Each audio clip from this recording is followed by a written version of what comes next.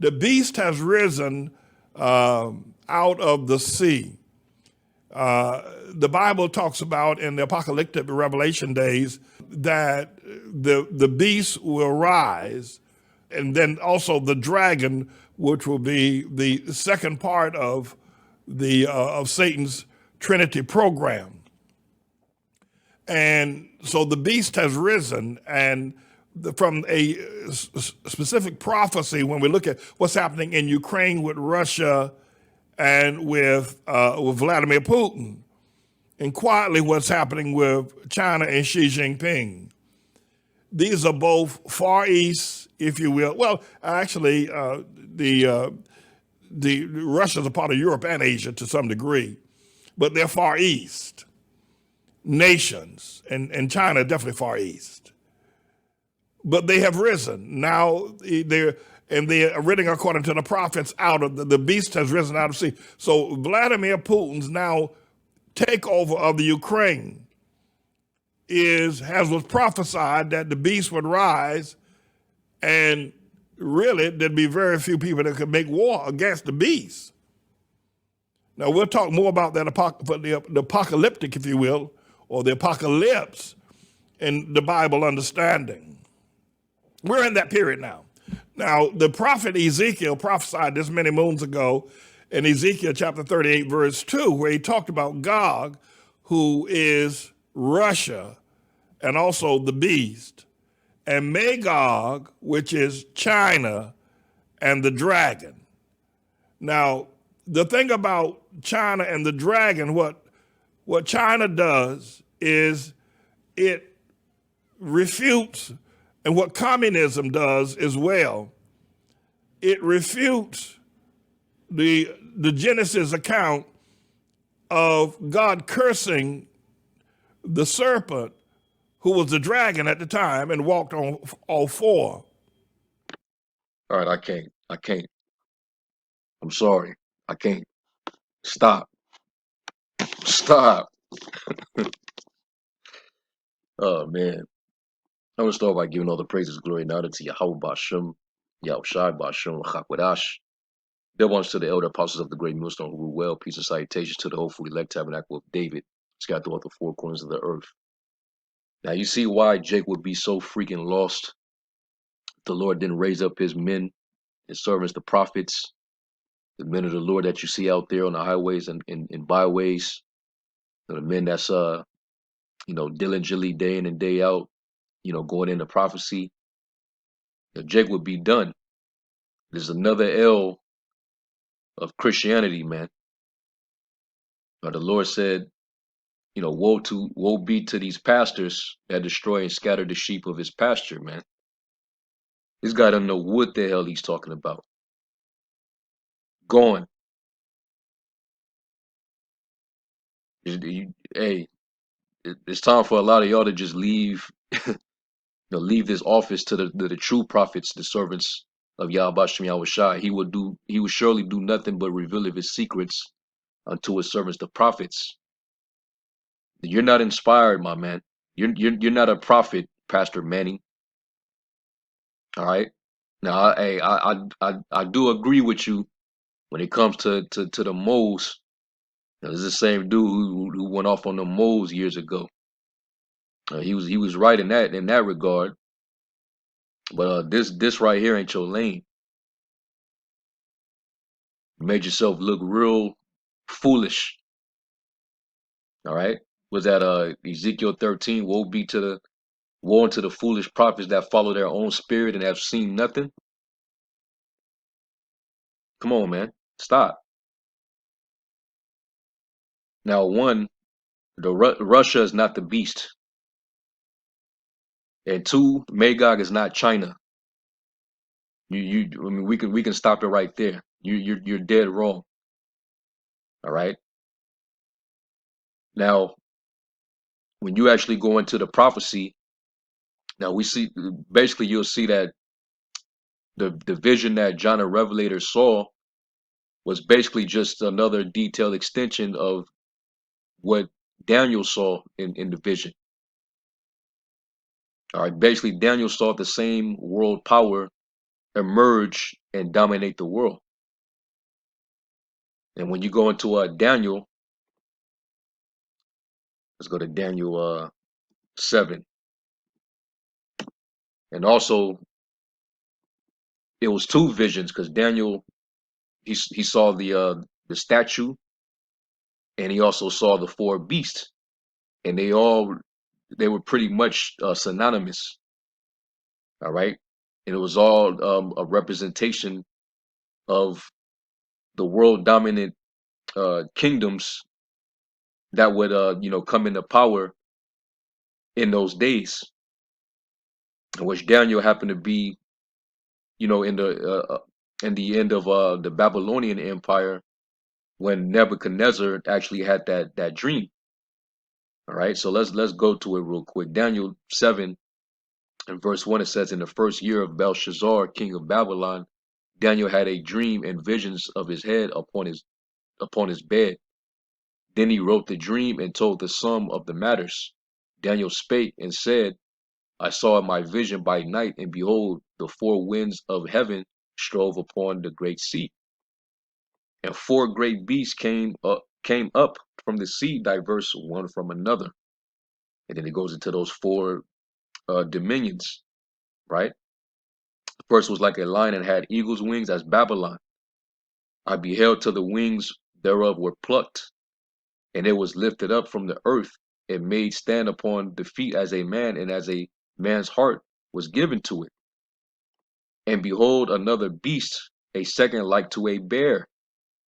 Right, and that's the Medes, and then it became the Persians, and it raised up on it. It raised up itself on one side, and we know Persia um dominated, and they actually once they rose up, they conquered I think it was Babylon, Media, and Lydia.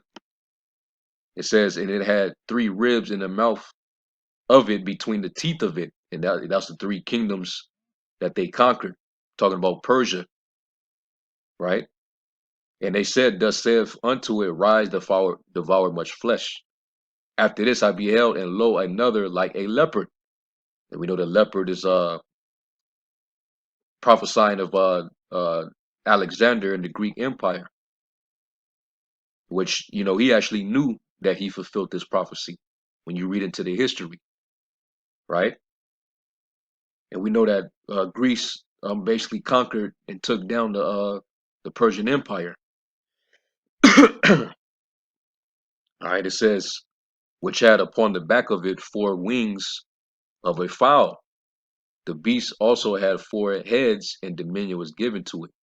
And we know that after the demise of Alexander, you had his four generals that came up under him, and they all pretty much um took portions of region within uh the Medo-Persian jurisdiction. Once they took down Persia, and the Greeks rose into power, the lands were divided by four generals. You had Cassander, Lysimachus, Ptolemy, and Seleucid. And of the four generals, the two became two major dynasties, and they had wars with each other. All right, and that was the time period when you had the abomination of desolation. Israel suffered. They was getting put to death for keeping the law. They had their heritage stripped from them, and all type of stuff. They desecrated the temple. So that's what this is going into. This is all the history. It says, verse 7, after this I saw in the night's vision, and behold, a fourth beast, dreadful and terrible, and strong exceedingly, and it had great iron teeth. It devoured and brake in pieces, and stamped the residue with the feet of it, and it was diverse from all the beasts that were before it, and it had 10 horns. All right, so this same beast had 10 horns, and it's the same beast that John the Revelator saw. So let's go real quick to Revelation 13. And this guy's basically telling you that Russia is that beast having 7 heads and 10 horns. You would be completely lost if you had to listen to a guy like that. If that was your pastor, you'd be confused. Okay, and he's very confident too. That's what's scary about it. But he's just playing his role as another false prophet. The Lord said that if a false prophet speak a thing that the Lord didn't speak, he said he the Lord deceived that prophet. So this guy, he's deceived. So this is Revelation 13:1. It says, "And I stood upon the sand of the sea and saw a beast arise out of the sea, having 7 heads and 10 horns, and upon his horns 10 crowns, and upon his heads the name of blasphemy. And the beast which I saw was like unto a leopard." And like we just read in Daniel 7, the beast that came right before, that fourth beast that was dreadful and terrible was the Greek Empire. And we know that the Greek Empire pretty much dissolved into the Roman Empire. And the Roman Empire pretty much extracted, the same customs and gods and idols of the Greek Empire. Okay, so it got its start from the Greek, which started as that leopard. It says, "In his feet were as the feet of a bear, and his mouth as the mouth of a lion, and the dragon gave him his power." Are you saying that what China is giving Russia power? This guy out of his mind, man. He clearly didn't know what he's getting himself into. He already knew men like us was gonna, make a response to it. All right. There's too many false prophets in the world. It says, "And the dragon gave him his power and his seat and great authority." Now, this is clearly talking about the revival of the Roman Empire, which we saw resurface. When the serpent, the dragon, all right, Satan was loose from the bottomless pit, which the bottomless pit is talking about Europe. Okay, it's a low land because it doesn't yield, vegetations and crops like that. So, and that's where Esau, when he resurfaced, he started to dominate, and that was when Jake started to fall. During the late 1200s, 1300s. All right, that's when Esau started to rise into power. Man, Jake was dying off by way of the uh the the Black Plague. Okay, so that's when he came on the scene, and he came with his plantation Renaissance Christianity. All right, took over Europe and started to expand. And then a few hundred years later, that's when they start to come over to this side of the world and conquer and colonize. Okay, and that's when you start to see the empire of Rome, come back to life. And then they finally set up a power structure going back to Rome, where now you have the presidency, you have the Senate, you have the two political parties. Now you're seeing it in real time, man, showing you that we're back in Rome. And it says, "And I saw one of his heads as it were wounded to death, and his deadly wound was healed, and all the world wandered after the beast." All right, now, real quick, let's go to the previous chapter, and we're going to read down. It says, Revelation 12:1, it says, "And there appeared a great wonder in heaven, a woman clothed with the sun and the moon under her feet, and upon her head a crown of 12 stars. And that represents the 12 tribes of Israel. Okay. The woman representing Jacob. Okay. It says, and she being with child cried, travailing in birth and pain to be delivered. And there appeared another wonder in heaven. And behold, a great red dragon having 7 heads and 10 horns. So what the hell do China has to do with this? This is showing you that the red dragon is synonymous with the beast.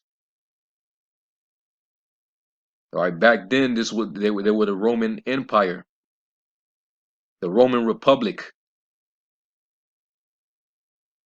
and that's why it's, when you read further down, it says in his tail drew the third part of the stars of heaven, Judah, Benjamin, and Levi, and did cast them to the earth. And the dragon stood before the woman, which was ready to be delivered, for to devour her child as soon as they were born. And who was that going into? When Mary was getting ready to have Yahushai, our Lord. And we know that Herod sent the decree, for those babies, those male children under the age of 2 years old to be put to death, slaughtered, because he was trying to kill the Messiah off. So that was that fulfillment. So who's the dragon? The Romans, the Roman Empire, man. So what the hell is this guy talking about? And you have these Edomite scholars that are more on point with the prophecy than these lost ass jakes in the Christian church. To these pastors, these evangelists. Some of them wouldn't even dare to go into these, open up these books. They didn't start going into these books until we came on the scene. Start with the elder apostles on down, and their elders. Basically when the Lord, woke up the prophets of the Lord.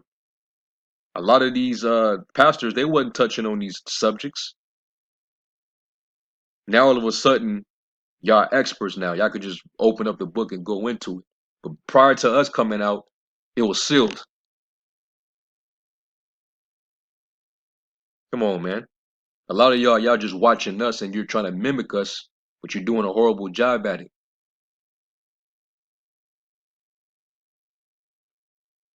So, real quick, I want to bring this out.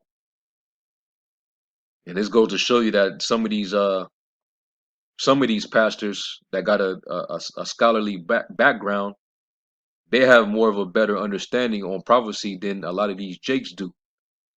Which shows you that, like Yahushai said, the children of the children in their generation of this world are wiser than the children of light, man. He actually does his studies, but the Lord didn't give him everything. He doesn't have the whole truth, but he does have some form of the truth. All right.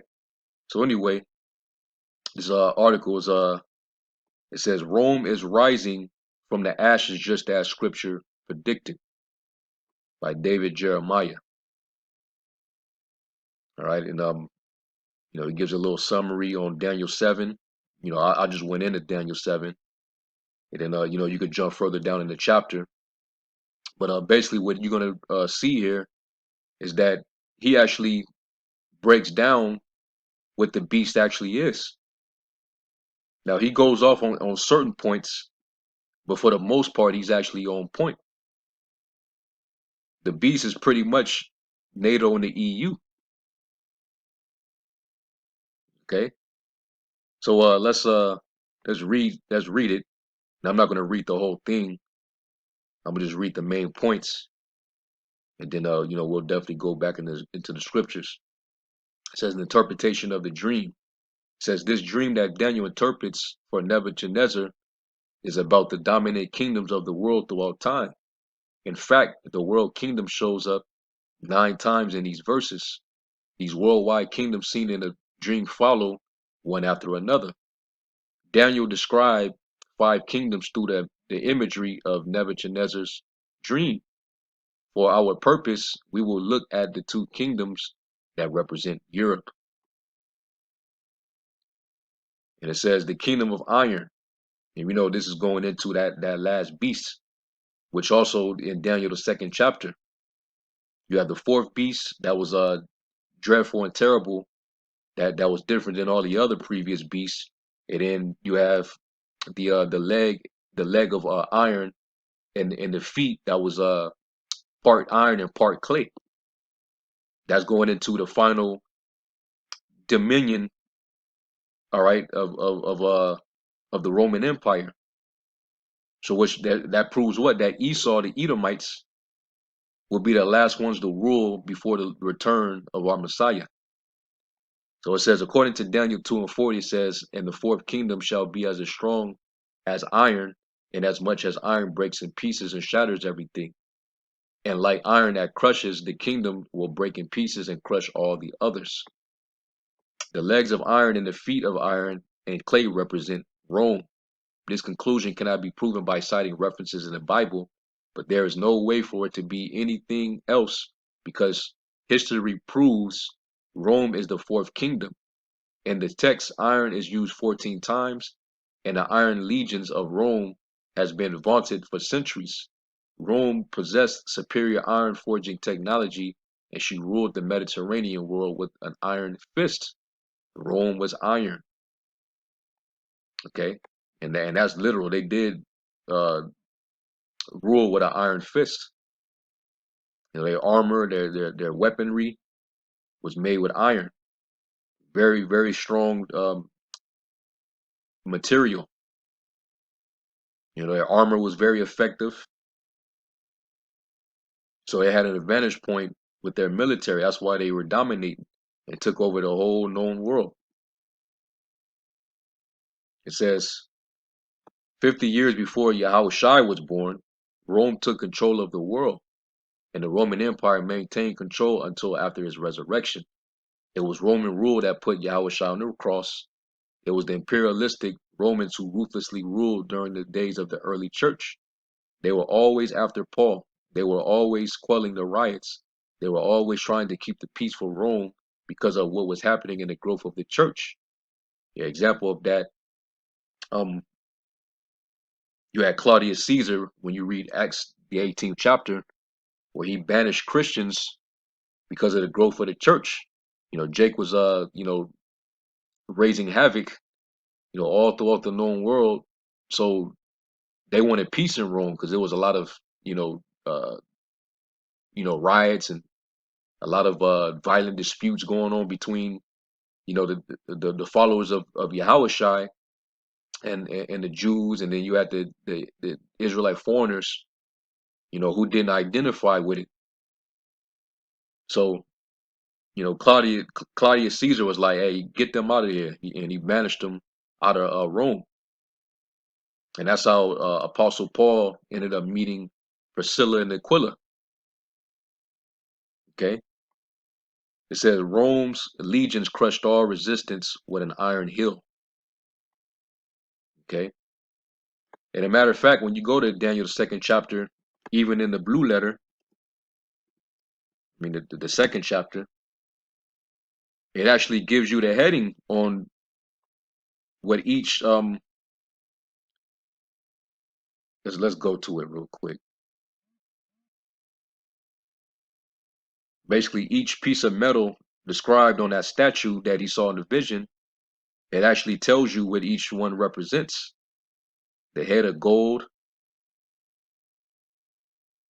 So let's get that. Daniel 2 and 36 says, "This is the dream, and we will tell the interpretation thereof before the king."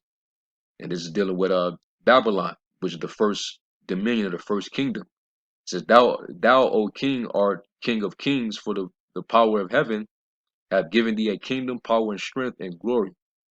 And wheresoever the children of men dwell, the beasts of the field and the fowls of the heaven have he given into thine hand, and he have made thee ruler over them all. Thou art this head of gold. So Nebuchadnezzar represented the head of that gold, right? Now it goes into Medio-Persia and then Greece. And after thee shall arise another kingdom inferior to thee, another kingdom, it's like another third kingdom of brass, which shall bear rule over all the earth. So the beast that arose after Babylon was the Medo-Persians. The Medes took down Babylon, and then Persia, pretty much rose up over the Medes when they conquered Media, Babylon, and Lydia, and then they expanded, and it became at one point, when Xerxes, which you read about him in Esther, Queen Esther, he had dominion over 127 provinces, man, from India all the way to Ethiopia. So that was pretty much the known world back then. All right, but who took over that? Greece, the Macedonians. All right, it says which shall bear rule over all the earth, and then it goes right into Rome. And the fourth kingdom shall be strong as iron, for as much as iron breaketh in pieces and subdueth all things, and as iron that breaketh all these, shall it break in pieces and bruise. Okay, so let's go back, and it says the kingdom of iron and clay. The final part of this beast is the most important for us right now. The Bible says its legs of iron extended down to feet, which were partly iron and partly clay. Here's the description in Daniel 2 and 41 through 43. All right, and that's where I left off at. And when you go into it, it tells you how they were not going to fully come together, even though they're part of a conglomerate. All right, and and he's going to go into how they came together when they formed the Pact of the Treaty of Rome, which segued into the European Union. All right, and you see even within that conglomerate or that alliance that they all don't see eye to eye with one another, and then you have some of those countries that are stronger um, economically than some of the other European countries. Some of them that are, their value, their economic value is pretty low. So you see that there's clearly a divide amongst them. All right, so let's read Daniel 2 and 41. It says, and whereas thou sawest the feet and toes, part of potter's clay and part of iron, the kingdom shall be divided. But there shall be in it the strength of the iron, for as much as thou sawest the iron mixed with miry clay.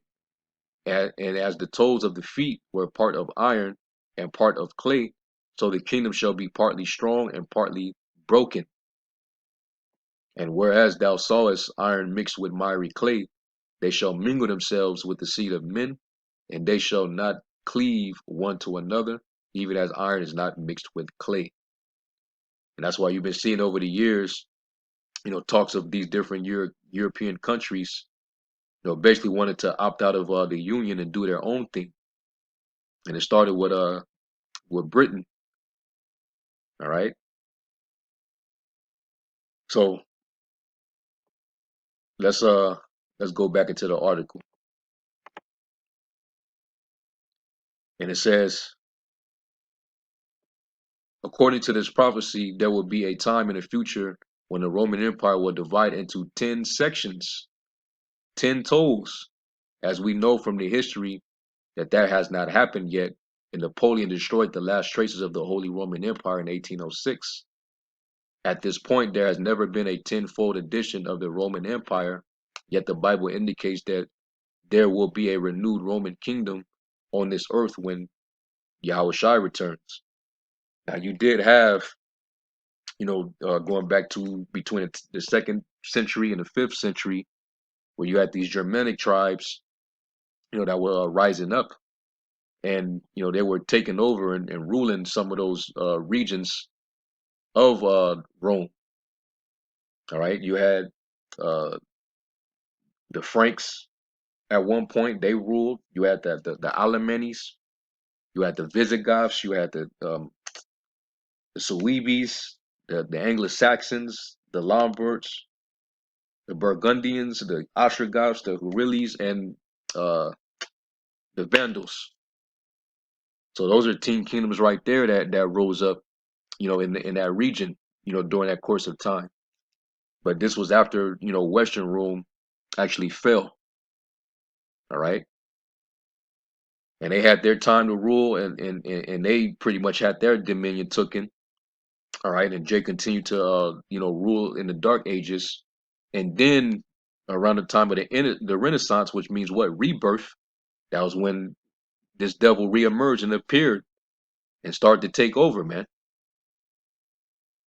Okay. That was when they started to finally take back over, starting in Italy. Okay. So it says the foundation of the fulfillment. How could the Roman Empire be here when Yahushua returns? When Daniel prophesied 2,500 years ago that the Roman Empire would be on this earth when Yahushua returned, he meant it. He accurately predicted the first Roman Empire approximately 500 years before its founding. Now signs of a revived Roman Empire are emerging before our eyes. Consider this timeline of European events. 1946, Winston Churchill powerfully declared the tragedy of Europe could only be solved if the issues of ancient nationalism and sovereignty gave way to a sense of European national grouping. He said the path to Europe peace and prosperity on the world stage was clear. We must build a United States of Europe. This is when this was the foundation of it beginning to build. It says at the Benelux, the Benelux conference in Brussels, Belgium, a foundation was laid for a new organization known as the European Economic Community, viewing unity as their only hope of survival in a post-World War world. 3 nations attended the meeting: the Netherlands, Luxembourg, and Belgium. Is when it started forming as a structure. 1957. All right, and mind you, NATO also started like a year after that, right? And that was after the Second World War, and they figured that they would do that to defend themselves, from the military buildup of the USSR, and there was a nuclear arms race going back then. And now you see Putin on the scene reviving that same energy. See what's happening right now with Ukraine is just another rumor of war. It's just, it's a proxy. This ain't the main event yet. This guy acting like soon as Russia just did that, that now all of a sudden Russia is now the beast and they're rising up out of the woodworks, out of the water. Get the hell out of here, man. Russia is not the beast that rose up out of the sea, man. It already emerged. All right, it's been formed, and now it's on its way to into perdition. So it says March 25th, 1957, a treaty was signed on Capitoline Hill, one of the 7 famous hills of Rome. And you got that here in Babylon, right in Washington, right? It says remarkably, the agreement was called the Treaty of Rome. It brought together Italy, France, and Germany. Yeah, Germania Major and Minor. These nations joined the Netherlands, Luxembourg, and Belgium in the European Economic Community. England, Ireland, and Denmark joined the European Economic Community, 1973. So it took years to formulate this conglomerate structured empire. Okay, and they were also inducted in NATO. That's their military alliance, and America is a part of that.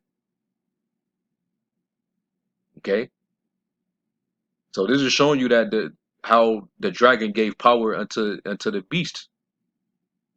That dragon being the Roman Empire. It says 1981, it says Greece joined the European Economic Community, which made it a 10-nation confederation. Prophecy buffs from all over the world thought this would usher in the Lord's return. However, the prophecy does not say 10 nations. It says 10 kings, 10 leaders, 10 men, 10 people of influence. And that's Revelation, the 17th chapter. And it talks about, the was it 5 that were fallen? Let me go to it real quick.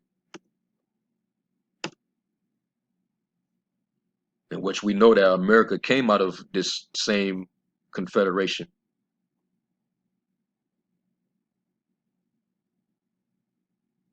Yeah, Revelation 17.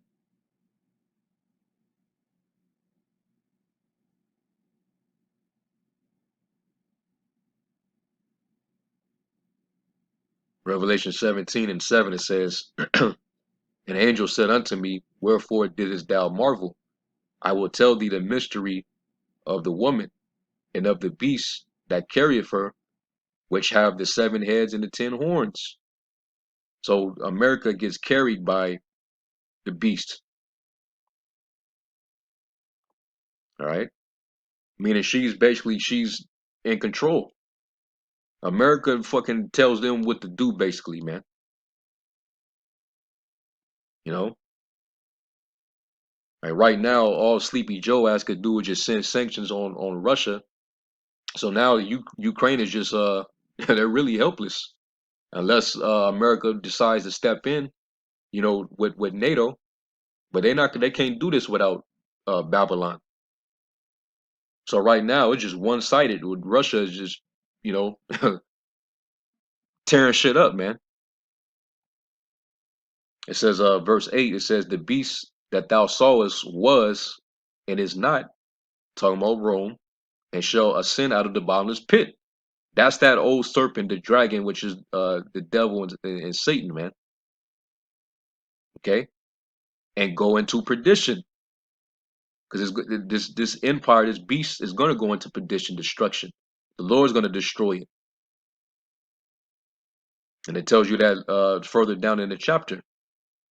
It talks about that war in heaven, that Michael and the angels, and the dragon and his angels, and the Lord's going to have Michael and the angels just going to just give it to him. It says, whose names were not written in the book of life from the foundation of the world. Then they behold the beast that was and is not and yet is. And here is the mind which have wisdom. The 7 heads were 7 mountains on which the woman sitteth. Are 7 governments, 7 rulerships. And there are 7 kings, 5 are fallen, right? And one is, and the other is not yet come. And when he cometh, he must continue a short space. All right, and the one was Britain, okay, which is basically the 7th. It says, and the beast that was and is not, even he is the 8th and is of the 7th. Now, how is that? How is that so? How is the 8th of the 7th? But it's separated because it would become a separate entity that came out of another. That's how we know that that's talking about America. America formulated out of um, Great Britain, because you had British colonialism, right? And they had that war, and America declared its independence. Okay, so you had the colonies of Britain going to the northeast, but America ended up winning the war and took it over. Okay, so that's how it's all connected. It says, "In the 10 horns which thou sawest are 10 kings, which have received no kingdom as yet, but receive power as kings 1 hour with the beast." All right, and this is the formulation of that Federation. All right, the Treaty of Rome, the European Economic Community, now known as the European Union. It says these have one mind and shall give their power and strength unto the beast. All right. So let me read this next one. It says January 1st, 1986. It says Spain and Portugal were added in the European Economic Community, officially adopted the goal of a politically unified Europe. And then 1989, the Berlin Wall was dismantled. 91, the Soviet Union was dissolved, and so on and so forth. December 31st, 1992, the economic borders between the nations of the European Economic Community were removed.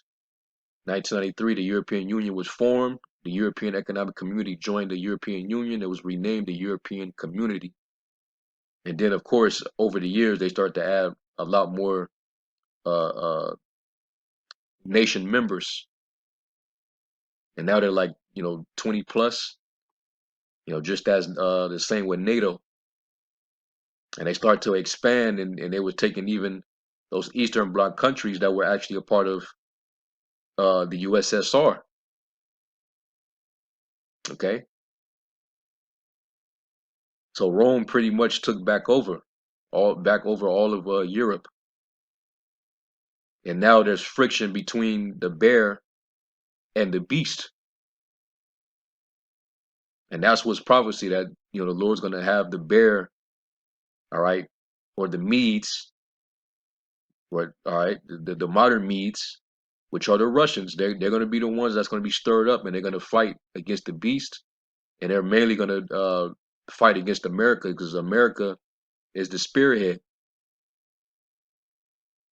Okay, the great whore. So even these Edomites have a better sense of prophecy than bugged out Jake. These fake phony pastors out here. That was horrible. That was a very horrible breakdown. But that was, hey, brothers laughed though. That was comical. It's funny to see them scramble and really try to figure this thing out. So, hey, the water Yahbashim Yahushai, for giving us the inspiration, for giving us the breath, man. Because we could be left in the dark. We could be confused. We could be given over to these false leaders, man. All right. Let me get that in Isaiah 9.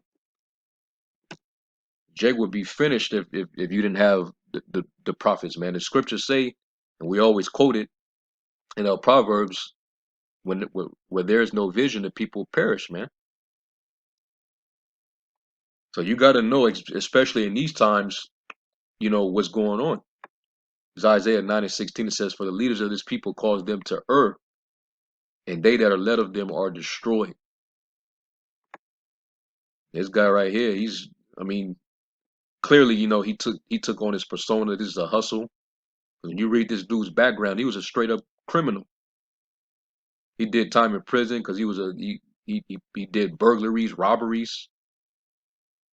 He committed larceny. He did all type of criminal stuff, and it was in prison. That's where he so-called found God at. And he got out, and all of a sudden he become this big pastor. So I had to do a response to this, man. This was horrible, horrible. Lord willing, you brothers were edified. I'm gonna give all praise, glory, and honor to Yahweh Shai. Shalom.